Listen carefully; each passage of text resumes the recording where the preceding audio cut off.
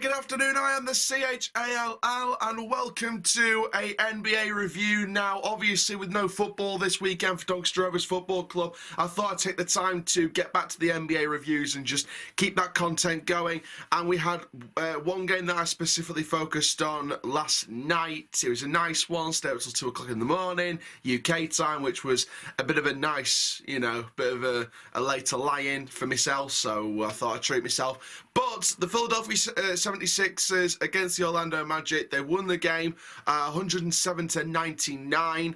We're going to be going through this review, share my thoughts, share everything about the game, and share everything basically. So before we get started, please like, comment, subscribe, click the notification bell to this YouTube video. Social media links are at the bottom of your screen and in the description down below as well.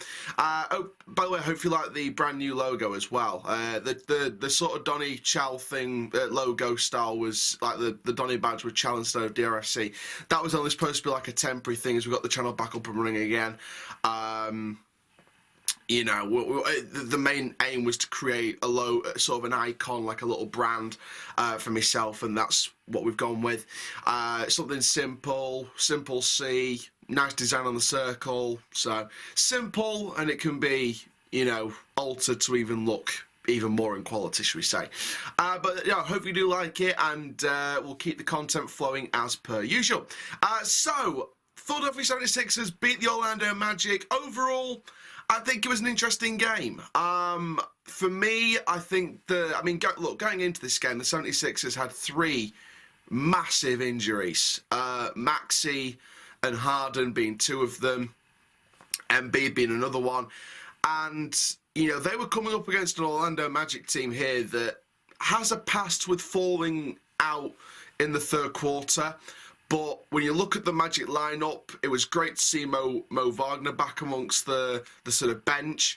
Obviously, Paolo Banchero in the squad as well. NBA draft pick, top NBA draft pick from the draft this previous season just gone. And for me, Banchero definitely has a long-term future here. And, obviously there has been talk from fans about, Magic maybe going for Scoot Henderson, in the next draft.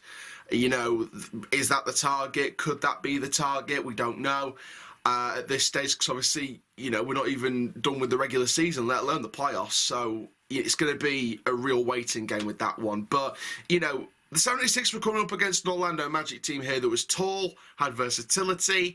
The Sixers didn't have their 3 best players, were basically playing pretty much their bench.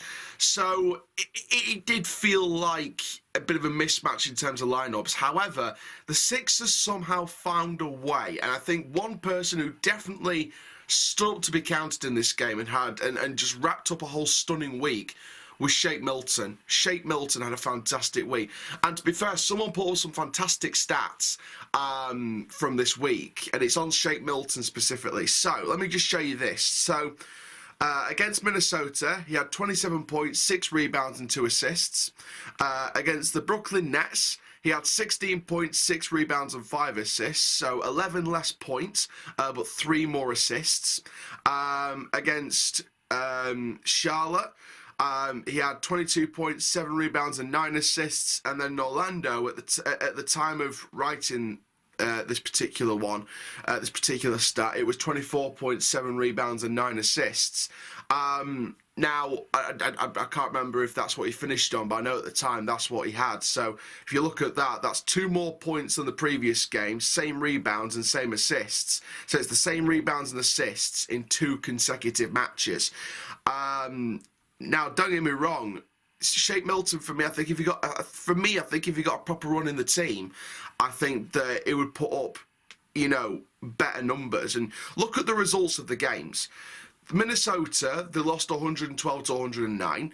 The Nets, they won 115-106. The Hornets, they lost 107-101. And then obviously the 107-99 against the Magic. Now, Shake Milton for me absolutely was the guy that seemed to be the feeder of most things. For me, Shake Milton had a very, very good game and wrapped up a whole stunning week for his career. And my request to the head coach Doc Rivers is use Shake Milton. As soon as your starters, Embiid, Maxey and Harden are returning from injury, don't put them in straight away.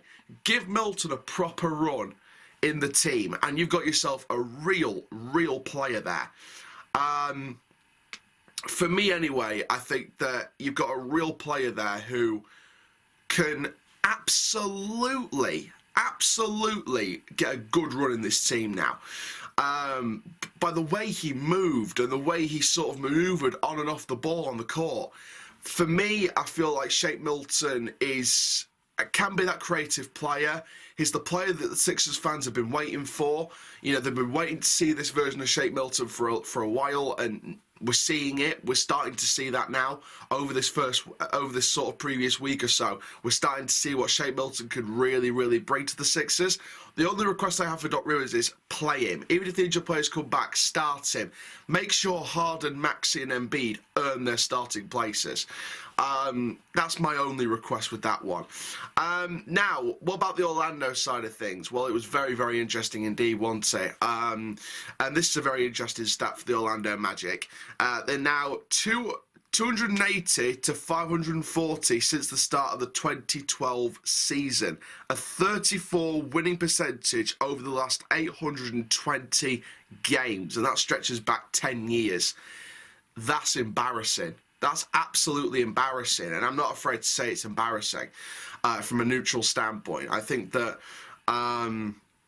like I said, there was tall, versatile players, but what happened in that third quarter? It just seemed like the Sixers were all over the Magic in the third quarter, pretty much. You know, the Magic, I think the thing with me about the Magic in that game last night was they couldn't really string any momentum together. You know, not one bit of build-up strung a bit of momentum. As soon as they try and get some kind of momentum, bam, the Sixers get it straight away, and they get what's needed. So the Magic, for me, need to focus on trying to string that momentum up. If you've got good play, if you play good play, keep it going. You know, don't let... You know, there's two main things for me about Orlando that really struck me as odd. The lack of rebounds and the poor defensive structure on the three-point line. They did not defend the three-point line very well. And overall, lack of rebounds for me was a big thing for the Magic. The Magic needs serious work. Serious work. Now, on the Sunday, these two will meet again. It's going to be interesting to see exactly what happens. It's going to be interesting to see exactly how the situation unfolds from this. But we'll see. We'll see. I think it's going to be very interesting to see what happens. Now, there are a couple of Sixers players that struck me as mixed games the previous evening. I think they've had mixed games. I think there's been little moments here and there, but nothing really consistent. And those players are Tucker and also Harnell. Now, in terms of Harnell, and this is something that I picked up in the... Harrell. Sorry, what was I saying? Harnell. It's Harrell. One thing that I picked up in the second quarter with Harrell was he was losing the ball on numerous occasions.